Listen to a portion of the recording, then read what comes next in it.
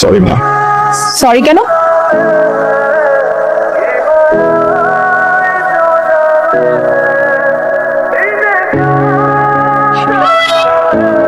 ওমা কি সুন্দর, তুই কি বিয়ে করে ফেলছিস? আমার কত শখ ছিল যে আমি ছেলে বিয়ে অনেক ধুমধাম করে করবো, আমি সাজবো গুজবো গয়না কিনবো, তুই তোমার সবকিছু একদম ঘুরেমালি করে দিলি রে। এখন আমি কি করবো? তুই বিয়ে করে ফেলেছিস? দেখো আমাদের বৌমা কত সুন্দর। কথা বলছো তুমি? ছেলে বউর সাথে কথা বলতে দাও। নাম কি? তানহা আন্টি। কোন এলাকায় থাকো? ঢাকায়? গ্রামে থাকি, গ্রামের মেয়ে, পড়াশোনার জন্য ঢাকা আসছেন। গ্রামের মাটির একটা সোদা গন্ধ আছে, একটা পবিত্র পবিত্র ভাব আছে। Very good. মা কি করেন? আমার মা নাই, মারা গেছে। বাড়িটা যেন কোথায় এত বলে? দাঁড়াও, রহমান মিয়া নামে কাউকে চিনিস নাকি?